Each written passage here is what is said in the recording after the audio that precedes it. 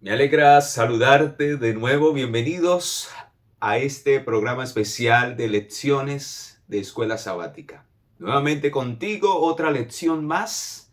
Estamos ya casi a mitad de este trimestre y esperando ser de gran bendición hoy para tu vida.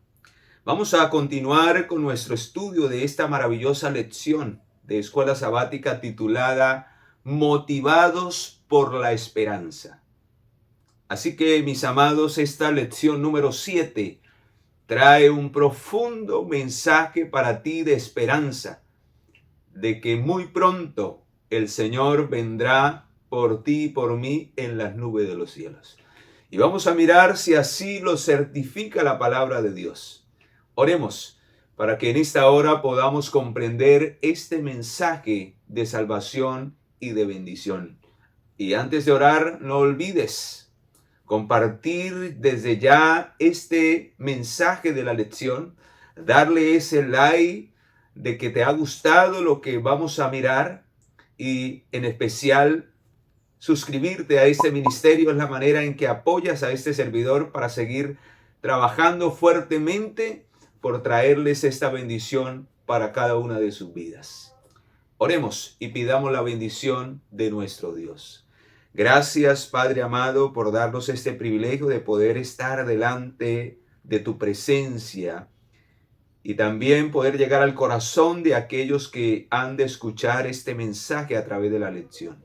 Háblanos a través de tu palabra y lo que la lección nos indicaba para estudiar, y que podamos ser ricamente bendecidos y llenos de tu Santo Espíritu. Que el Espíritu Santo nos guíe a esta verdad que trae esperanza a nuestros corazones. En el nombre poderoso de Jesús nuestro Señor, lo suplicamos y lo agradecemos. Amén y amén. Muy bien, mis amados, como la lección lo titula, hay algo que nos motiva.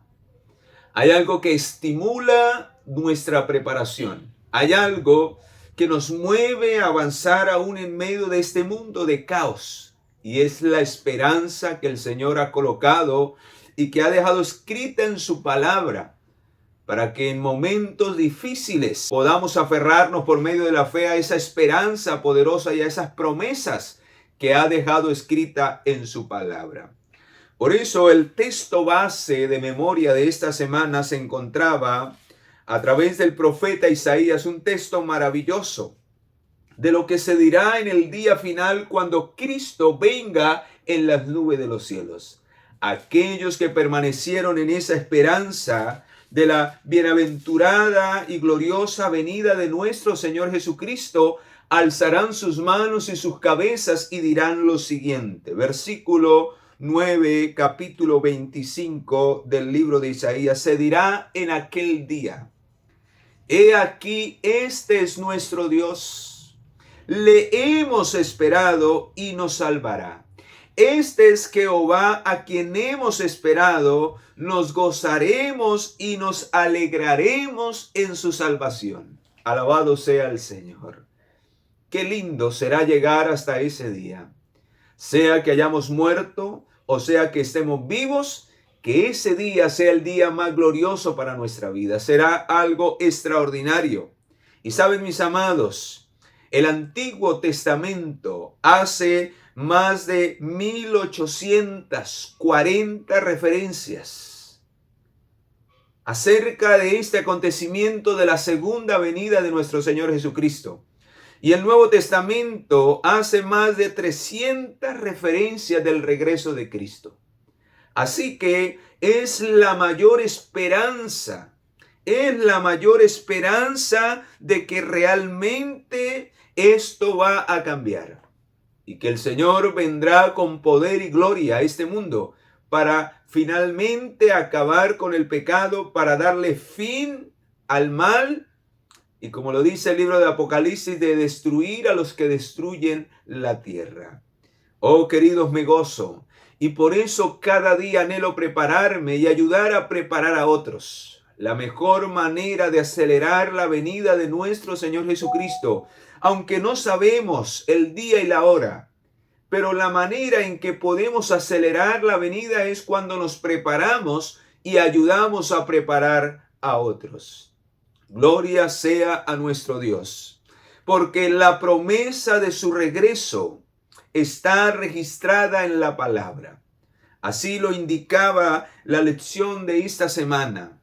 Hay una promesa de su regreso. Los reformadores, los protestantes, los peregrinos que partieron de Holanda hacia el Nuevo Mundo anhelaban ver la venida de nuestro Señor Jesús. Había persecución, había muerte. Ellos deseaban que Jesús viniese a libertarlos de las garras de este poder papal que persiguió y mató a miles por defender la verdad. Al igual que en el tiempo de los discípulos, ellos creían que Jesús en su primera venida venía a libertarlos del yugo romano y se chasquearon. Y no venía a hacer eso. Eso es en ocasión de la segunda venida. Y por eso en el libro de San Juan el Señor deja esta poderosa promesa escrita para que no nos desalentemos. No es en el tiempo en que nosotros querramos, es en el tiempo que Él ha estipulado para venir a esta tierra. Pero mientras tanto, Él nos fortalece, Él nos anima a esperar en Él, a no tener temor. Y por eso en San Juan capítulo 14, versículo del 1 en adelante, están estas palabras: no se turbe vuestro corazón. Creéis en Dios, creed también en mí. En la casa de mi Padre muchas moradas hay, y si así no fuere, yo os lo hubiera dicho. Voy pues a preparar lugar para vosotros. Pero ya está listo todo. Ya está listo, dice, y si me voy y os prepararé lugar, vendré otra vez y os tomaré a mí mismo, para que donde yo esté, vosotros también estéis. ¿Cuál es la condición para que podamos ir con Él? Que Él se vea reflejado en nuestra vida, que nosotros estemos caminando con Cristo, que nos estemos preparando y que demostremos que realmente queremos estar en el cielo. Y para ello necesitamos creer en la promesa de su regreso a este planeta Tierra. Hay suficiente evidencia. Vea lo que dice en el libro de Primera de Tesalonicenses capítulo 4 versículo 13. La palabra del Señor es muy clara. No hay peor ciego ni peor sordo que no pueda ver y oír. Dice Primera de Tesalonicenses 4, versículo 13 en adelante. Dice: tampoco queremos, hermanos, que ignoréis acerca de los que duermen, para que no os entristezcáis como los otros que no tienen esperanza. Aquellos que no buscan de Jesús, aquellos que mueren sin Cristo, no tienen esperanza de resurrección para vida. Por eso se entristecen aún hasta la agonía, porque no hay nada en lo que puedan apoyarse. Para ellos el fin es la muerte, y así es. No habrá vida después de la muerte para el que no esté en Cristo Jesús. Pero dice: si creemos que Jesús murió y resucitó, así también traerá con Jesús a los que durmieron en Él, porque para Jesús la muerte es un sueño. Él viene a despertarnos. Por lo cual os decimos esto en palabra del Señor, que nosotros que vivimos, que habremos quedado hasta la venida del Señor, dice, no precederemos a los que durmieron. Nadie se va al cielo antes, solo hasta la venida del Señor. Sino entonces, ¿qué sentido tendría venir a resucitar a alguien que ya está en el cielo? Algunos creen que cuando las personas mueren, si fueron buenas se van para el cielo y si fueron malas para el infierno. Eso es mentira, la Biblia no dice eso. La Biblia dice que ellos permanecerán en las tumbas para que sean resucitados por Cristo cuando venga por segunda vez a esta tierra. Lo acabamos de leer. Nadie predecerá a otro. Nadie irá adelante de otro. Todos nos iremos al mismo tiempo si hemos permanecido fieles a Cristo. Dice el Señor mismo: con voz de mando, con voz de arcángel, con trompeta de Dios, descenderá del cielo, y los muertos en Cristo resucitarán primero. Y luego nosotros los que vivimos, los que hayamos quedado hasta la venida. Dice, seremos arrebatados juntamente con ellos en las nubes para recibir al Señor en el aire, y así estaremos para siempre con el Señor. Nadie será arrebatado antes, ni a las escondidas, como algunos profesan predicar el arrebatamiento de la iglesia. No, todos seremos arrebatados al tiempo, tanto los que duermen en el polvo de la tierra como los que estén vivos serán arrebatados en un solo día, cuando Cristo venga por segunda vez a esta tierra. Y vea esas palabras lindas del versículo 18.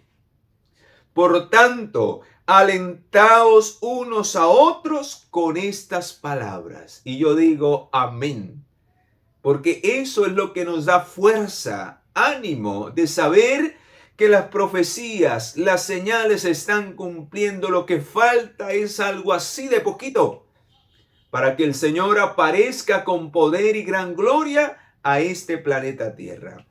Vea, hay otro texto que evidencia la venida de nuestro gran Dios y Salvador Jesucristo. Tito, capítulo 2, versículo 11. Vea lo que dice en Tito 2:11, ahí más adelantico. Dice, la gracia de Dios se ha manifestado para salvación a toda la humanidad. ¿Cuál es el deseo de Dios? Que todos estemos salvos en ese día.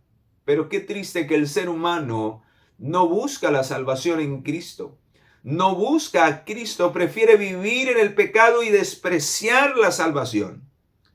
Y nos enseña que renunciando a la impiedad y a los deseos mundanos, vivamos en este siglo sobria, justa y piadosamente.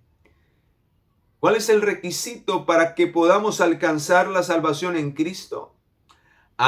Que abandonemos la vida de impiedad, que abandonemos el pecado, que dejemos los deseos mundanos y que vivamos sobria, justa y piadosamente en este siglo. Queridos, entonces dice, mientras aguardamos de esa manera, dice, mientras aguardamos la esperanza bienaventurada y la manifestación gloriosa de nuestro gran Dios y Salvador Jesucristo. Él se dio a sí mismo por nosotros para redimirnos de toda maldad y purificar para sí un pueblo propio, celoso de buenas obras. Alabado sea el Señor. Para eso murió Cristo. No para que tú y yo vivamos en el pecado, sino para que seamos limpiados y perdonados del pecado. Él no solamente quiere perdonarte, Él quiere limpiarte, porque ¿de qué sirve el perdón si voy a seguir ensuciándome en el pecado? Por eso necesitamos empezar una nueva vida, y el único que te puede dar esa nueva vida es el poder de Cristo a través del Espíritu Santo. Si no vamos a Él, si no le entregamos nuestro corazón, si no nos humillamos, no llegaremos a vivir justa y piadosamente y nunca nos vamos a apartar del mal. Por eso hay muchos que se hacen llamar cristianos, pero en realidad sus obras muestran que su fe no es una fe verdadera, porque no hay un cambio verdadero en su vida, en su carácter.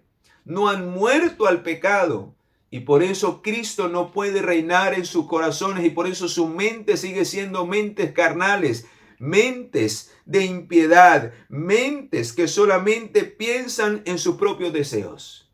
Pero el que está en Cristo, nueva criatura es, y las cosas viejas quedarán atrás. Oh queridos, esta esperanza debe de alentarnos cada día a acercarnos a Dios, a entregarle todo nuestro ser. Y vea lo que dice el conflicto de los siglos, la página 342. La venida del Señor ha sido en todo tiempo la esperanza de sus verdaderos seguidores. Queridos, no hay otra esperanza más grande que la esperanza de la venida de nuestro Señor Jesucristo. Y por eso vale la pena, si es necesario, sufrir por la verdad, porque reinaremos con Él por la eternidad. Gloria sea a su nombre por los siglos de los siglos. Esta gran verdad, sigue diciendo, es el consuelo de los fieles siervos de Dios a través de los siglos. Si tú te aferras a esta esperanza, nunca dejarás de perseverar en la vida cristiana. No importará lo que venga, porque todo lo podremos en Cristo porque Él nos fortalece. Estamos a la espera de ese tiempo. El tiempo del reloj profético se acorta.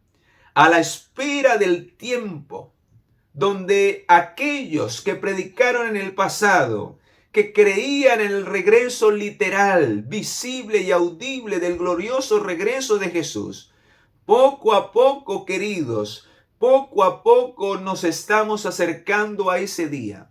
Aunque al principio no se creía de la manera que ahora creemos, poco a poco Dios fue llevando a los reformadores y a los pioneros a la verdad de la segunda venida de nuestro Señor Jesucristo. Y hoy podemos entender, como lo dice la Escritura, en el libro de Hechos, capítulo 1, versículo 9 al 11. Vea lo que dice allí. Y habiendo dicho estas cosas, viéndolo ellos, fue alzado y le recibió una nube que le ocultó de sus ojos. Y estando ellos con los ojos puestos en el cielo, entre tanto que él se iba, he aquí se pusieron junto a ellos dos varones, con vestidura blanca, los cuales le dijeron: varones Galileos, ¿por qué estáis mirando al cielo?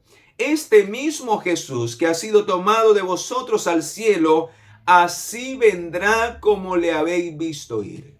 Así que la venida del Señor será una venida visible, no vendrá a raptar ni a llevarse a nadie a las escondidas. Dios manifestará su poder en esta tierra y todo ojo le verá. Así lo dice el libro de Apocalipsis. Apocalipsis capítulo 1, versículo 7 dice, he aquí viene con las nubes, y todo ojo le verá, y los que le traspasaron, y todos los linajes de la tierra se lamentarán por causa de él. Sí, amén. Y yo digo amén también. Porque el Señor vendrá y todo ojo le verá. Vendrá con poder y gran gloria a este planeta Tierra. Y vendrá, queridos, por ti y por mí. Vea lo que dice San Mateo capítulo 24. Será una venida gloriosa con poder. Mateo 24, 27 dice: porque igual que el relámpago sale del oriente y se muestra hasta el occidente, así también será la venida del Hijo del Hombre. Versículo 30 dice: entonces aparecerá la señal del Hijo del Hombre en el cielo, y todas las tribus de la tierra harán lamentación cuando vean al Hijo del Hombre venir sobre las nubes del cielo con poder y gran gloria. Y enviará a sus ángeles con gran voz de trompeta, y juntará a sus escogidos de los cuatro vientos desde un extremo hasta el otro. Así que ninguno de aquellos que murieron esperando a Jesús fieles será dejado en la tumba. El Señor los despertará, los ángeles tomarán a esos fieles, y entonces yo espero estar dentro de ese grupo. Si el Señor me permite estar vivo, alabado sea su nombre. Si me permite morir, que muera con esta esperanza viva en mi corazón, para que en ese día el Señor no me deje y yo pueda ir con Él al cielo. Oh, qué glorioso, qué maravilloso es lo que nos enseña estos versículos acerca de este glorioso acontecimiento. Por eso el conflicto de los siglos, la página 344, vea lo que dice: una de las verdades más solemnes y gloriosas reveladas en la Biblia es la de la segunda venida de Cristo, para completar la gran obra de redención. Viene a recoger al pueblo peregrino de Dios, que por tanto tiempo hubo de morar en las regiones y en las sombras de muerte. Viene el Señor, queridos, por nosotros. No nos va a olvidar. El Señor vendrá a recogernos porque Él tiene una morada para nosotros. Él tiene un lugar especial para ti y para mí, si nos aferramos por fe y creemos en sus promesas y le entregamos el control de nuestra vida a Él. Grandes hombres del pasado como William Miller fueron tomados por el Espíritu Santo. William Miller y la Biblia. El Señor utilizó a este hombre del pasado para estudiar la palabra de Dios. Y así como utilizó a estos reformadores del pasado, quiere utilizarnos a nosotros para que demos a conocer este mensaje de esperanza que ahora está con claridad. En ese tiempo no tenían ni idea de esto que hoy estamos predicando. Pero Dios lo guió a toda verdad. Y él se puso a estudiar. William Miller estudiaba las Escrituras, descubrió que Cristo lo amaba y que Él vendría. Dice que tomó una pluma y un cuaderno y comenzó a leer desde el Génesis. Y solo avanzaba la lectura a medida que podía entender cada pasaje en cuestión. Y así el Señor lo fue llevando hasta que él pudo encontrar y entender esta maravillosa promesa que está registrada desde el Antiguo Testamento. Y vea lo que, mis amados, lo que él encontró en el Antiguo Testamento en su estudio, Guillermo Miller o William Miller. Vea en el profeta Isaías 28, vea lo que estudió, versículo 9 dice: ¿a quién se habrá de instruir? ¿O quién se hará entender la doctrina? ¿A los destetados? ¿A los recién destetados? Porque mandamiento tras mandamiento, mandato sobre mandato, reglón tras reglón, línea tras línea, un poquito aquí, otro poquito allá. ¿Cómo es que se escudriña la Biblia? Un poquito aquí, otro poquito allá. Un reglón aquí, otro reglón allá. Y el Señor, a través del Espíritu Santo, nos va guiando a toda verdad. ¿Eres tú un estudioso, una estudiosa de la palabra? ¿O solamente eres un reflector del pensamiento de lo que otros estudian? Debemos estudiar la palabra por nuestra propia cuenta. El Espíritu Santo está dispuesto a guiarte a toda verdad para que no seas engañado. ¿Sabe cuál es el problema de tantas religiones hoy en el mundo y de sectas? Porque tristemente miles siguen el pensamiento y las falsedades que otros se inventan para tomar la palabra de Dios y engañar a la gente. Sí, mis amados, este estudio de la Biblia se ha convertido en un medio para adquirir y para engañar y para la codicia. Pero este estudio no debe ser para eso, debe ser para guiar a cada persona a esta esperanza gloriosa y que nos preparemos, o de lo contrario, queridos, estaremos entre los perdidos y ese no es el deseo de Dios. Y por eso el Señor tomó a William Miller y a la Biblia para unirlos en esta cadena de verdades. La palabra del Señor dice: alguno tiene falta de sabiduría, pídala a Dios. Hay que orar antes de estudiar la Biblia y pedir la dirección y Él nos guiará a toda verdad. San Juan capítulo 16 lo dice, versículo 13, esa es la obra del Espíritu Santo. Este hombre, este reformador Miller del pasado, hermanos queridos, se dejó usar por el Espíritu Santo para que Él lo guiara a estas profecías de los últimos días. Y por eso se cumple lo que dice el versículo 13 de San Juan 16.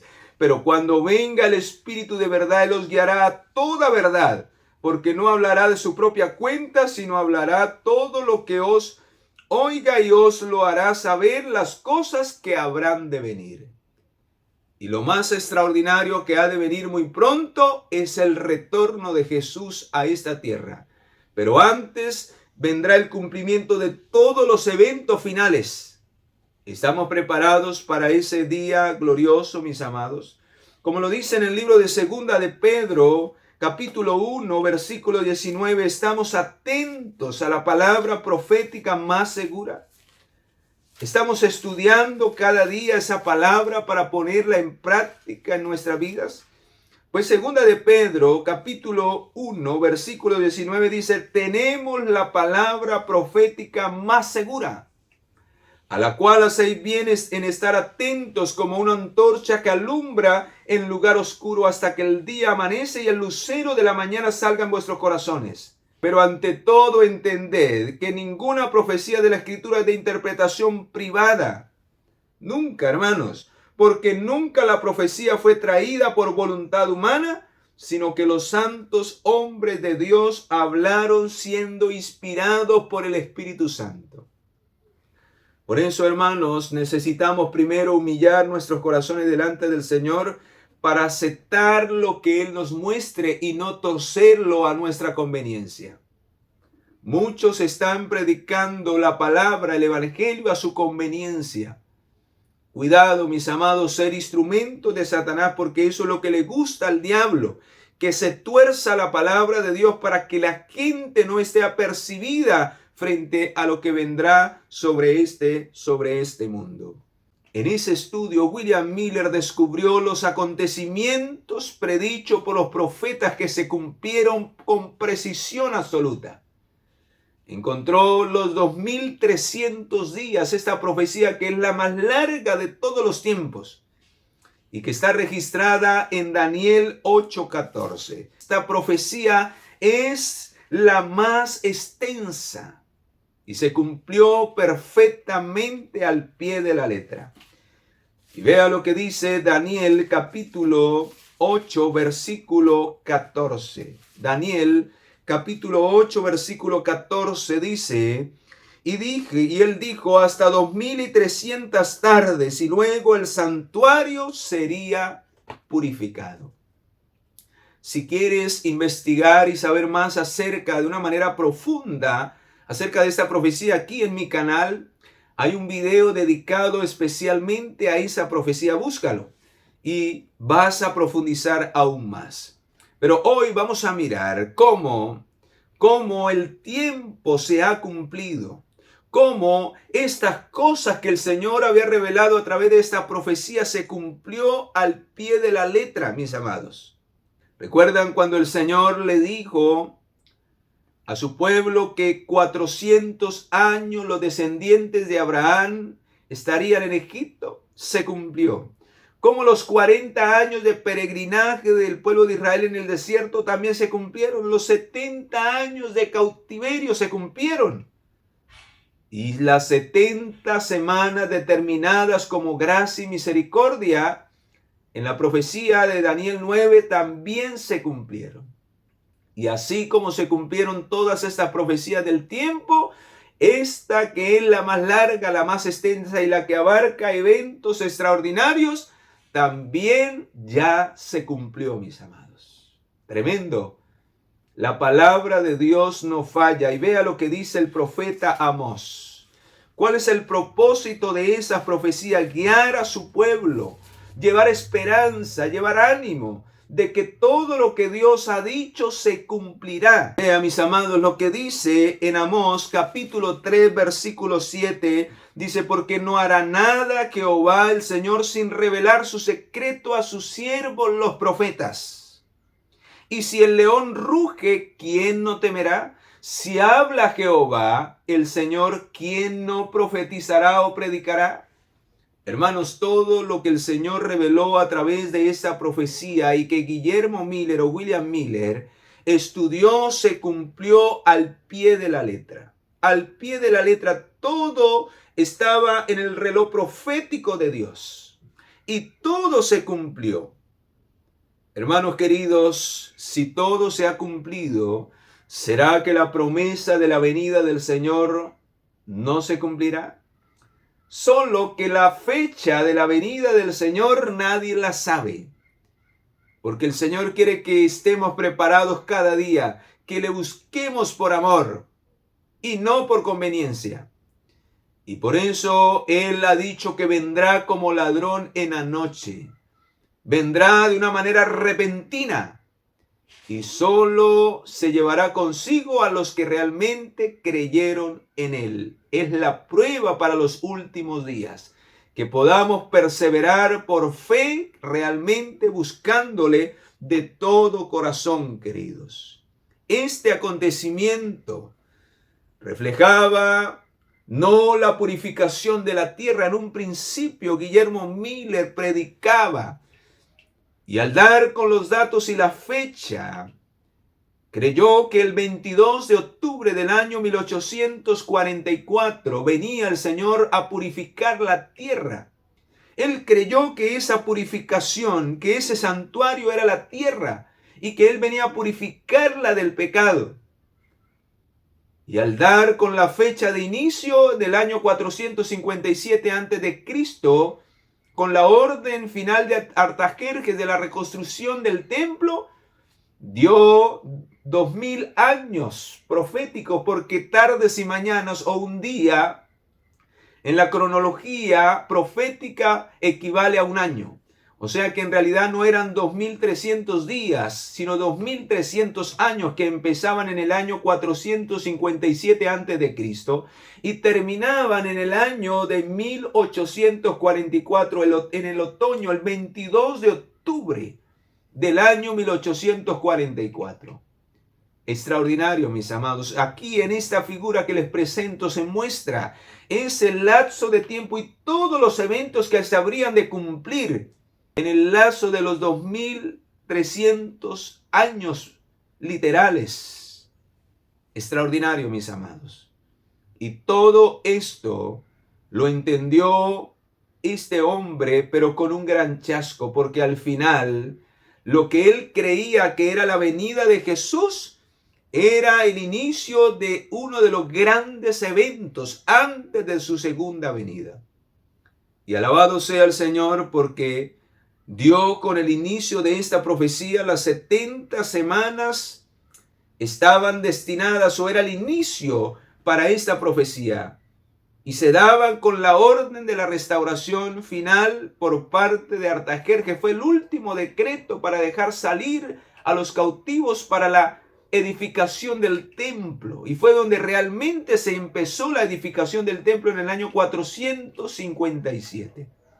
Por eso entender la profecía de las 70 semanas nos ayudan a comprender que desde ese tiempo en adelante fue un tiempo cortado. Aparte, esas 70 semanas de una manera especial fue para nuevamente restaurar la adoración, restaurar a Israel, restaurar a su pueblo y prepararlo para la primera venida. Y qué triste, mis amados, que su pueblo dejó pasar ese tiempo y en vez de restaurarse en la verdadera adoración y en la preparación para la venida del Cordero de Dios, lo que hicieron fue rebelarse en más y finalmente rechazaron al Mesías, como hasta el día de hoy lo hacen. A tal punto que están instigando al mundo entero, a sus aliados, para que prohíban el Nuevo Testamento que habla en contra de lo que ellos hicieron con el Mesías. Tremendo, mis amados. Eso ya es debate en Estados Unidos, para que este Nuevo Testamento que muestra la realidad del pueblo judío sea prohibido. Le llaman antisemita, porque crea prejuicios contra el pueblo de Israel por haber rechazado a Jesucristo. Tremendo, pero es la realidad, es la verdad de su pueblo que rechazó y que finalmente salió de la gracia y de la misericordia de Dios, porque rechazaron al Hijo de Dios, rechazaron al Mesías y ayudaron para su muerte. Queridos, en Daniel capítulo 9, versículo 24 nos muestra que estas 70 semanas estaban determinadas sobre el pueblo y sobre la santa ciudad para reedificar los muros de Jerusalén. Y quiero explicar un poco para ir cerrando esta lección, cómo esta cronología, como lo decía la lección del jueves, esta cronología profética es la más larga. ¿Y qué eventos se darían dentro de esta cronología? Pues en Esdras capítulo 7, en Esdras, léalo, capítulo 7 del 7 al 13, Artajerjes da y se promulga ese decreto que permitía que los cautivos de Israel en Persia salieran en libertad para la reconstrucción del templo. Se dieron 3 decretos, pero este último, en el año 457, fue el que realmente dio apertura para que los muros fueran reconstruidos. Por eso se toma esa fecha como la partida de las 70 semanas o el inicio de los 70 semanas y lógicamente el inicio de los 2300 años proféticos. Y paso a explicarles. Lo que va a aparecer en pantalla es la imagen de esta línea profética. Y miramos allí en el punto inicial cómo empieza en el año 457 antes de Cristo la orden de Artajerjes. O sea que en ese mismo año empiezan los 2300 años proféticos o tardes y mañanas proféticos y 2300 años literales. Y también empieza la profecía de las 70 semanas que estaban determinadas para el pueblo de Dios. 70 semanas. Un día equivale a un año, 7 por 7, 49, serían entonces 490 años en realidad, que estaban determinados para el pueblo de Dios. Y dice la profecía de las 70 semanas, que por 7 semanas sería reconstruido el templo y los muros de Jerusalén. Así lo dice. Vamos allí al libro de Daniel. Vamos a entender esto para poder mirar cómo se cumplió perfectamente y por qué William Miller interpretó que era la venida del Señor al final de las 2300 tardes y mañanas. Vea lo que dice Daniel 9, versículo 24, 70 semanas están determinadas sobre tu pueblo y sobre tu santa ciudad.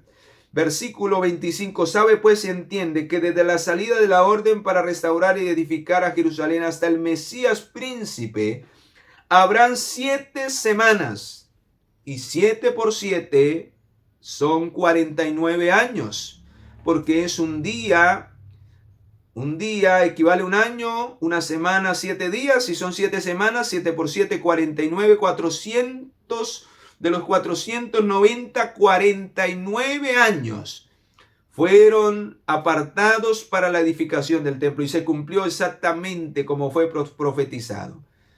Desde el año 457, como aparece en pantalla, hasta el año 408, exactamente duró la reconstrucción de los muros de Jerusalén y del templo.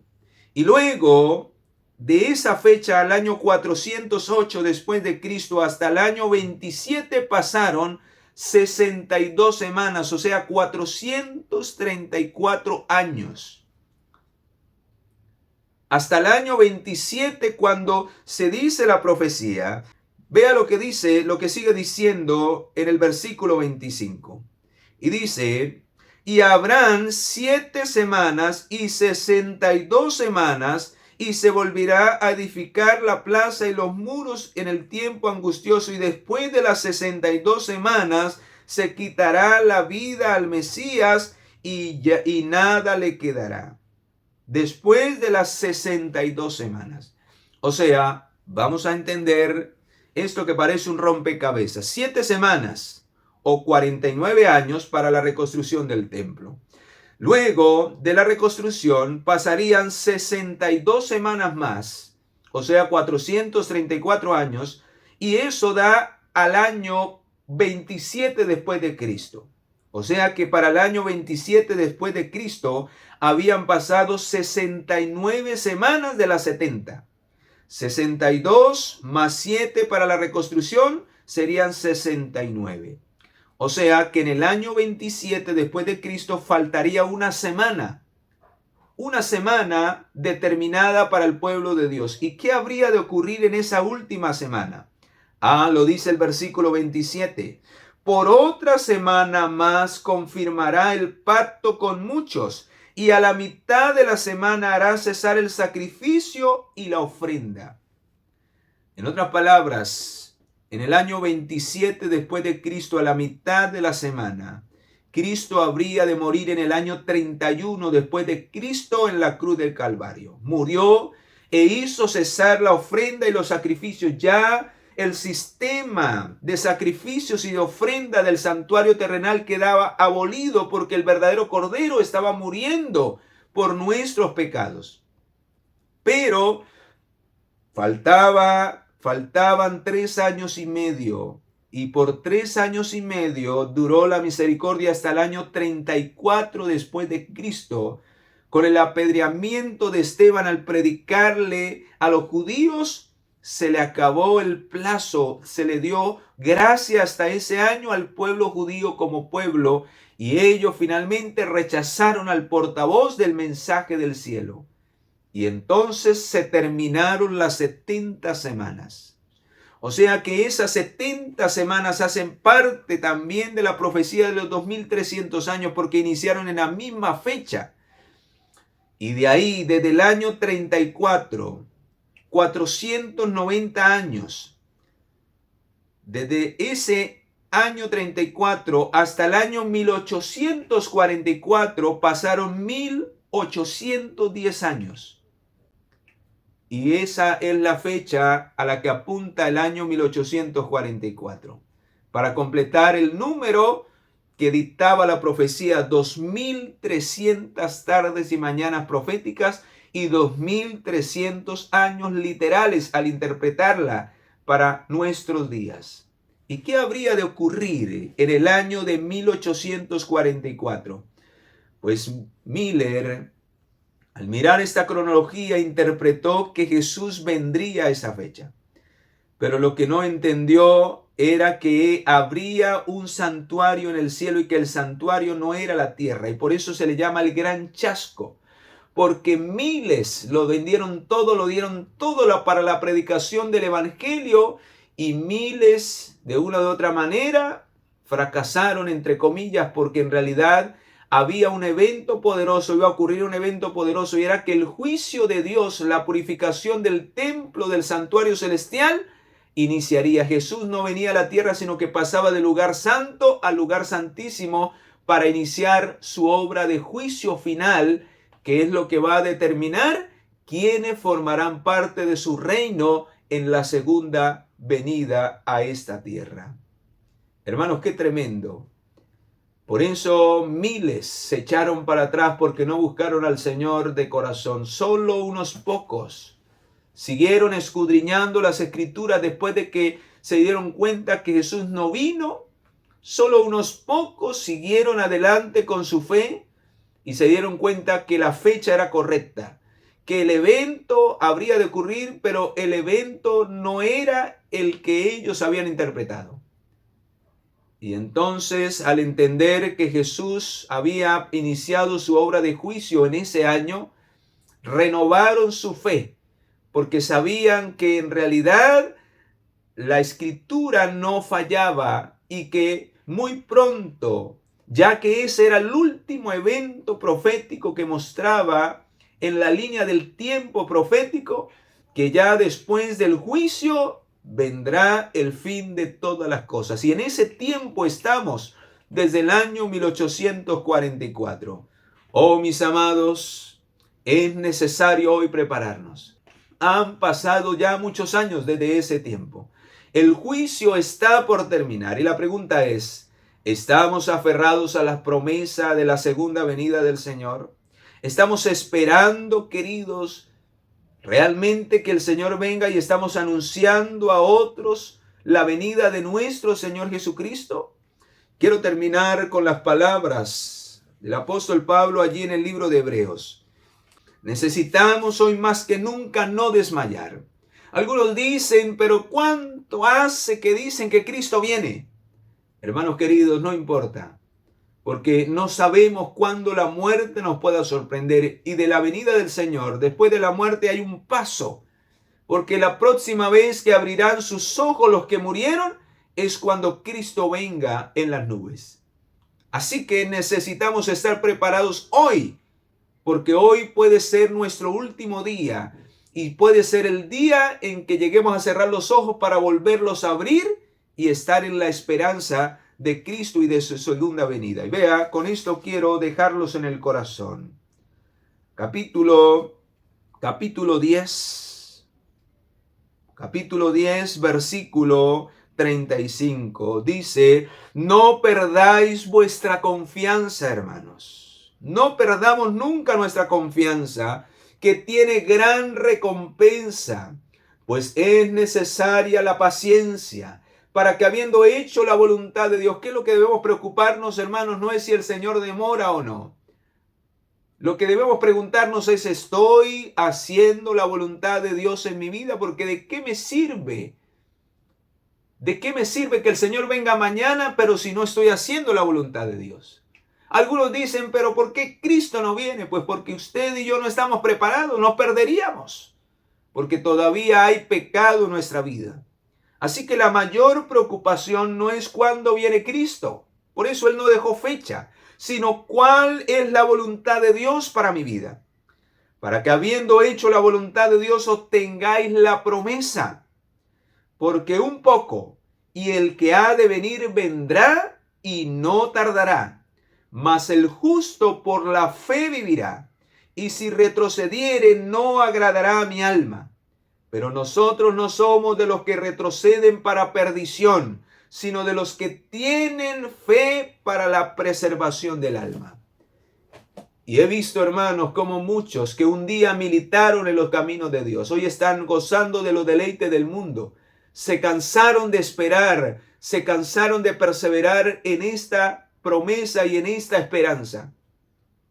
Hermano querido, no sé si hay alguien de aquellos que se ha retirado, que se ha desanimado, que está escuchando este mensaje o que necesita escuchar este mensaje para que tú lo compartas con esas personas. No nos cansemos de esperar, porque a su tiempo llegará la recompensa.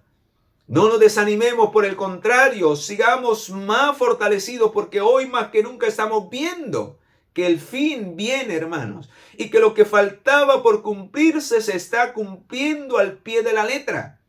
Así que animémonos y no retrocedamos para perdición, sino avancemos.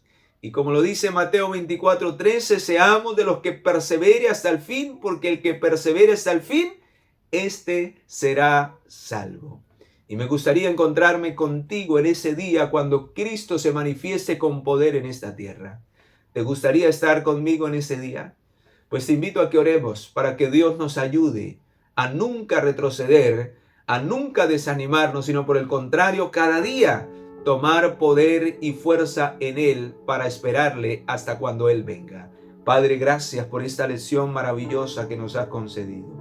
Gracias porque a través de ella podemos tener esperanza, reconfortar nuestros corazones y no echar para atrás nunca, porque sería perderlo todo.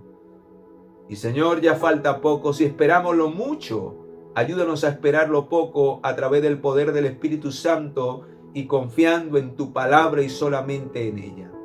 Perdónanos, Señor, por nuestro descuido, por nuestra falta de interés, y ayúdanos para que no seamos egoístas, sino que también podamos predicar este evangelio y amonestar y despertar a otros para que también se preparen.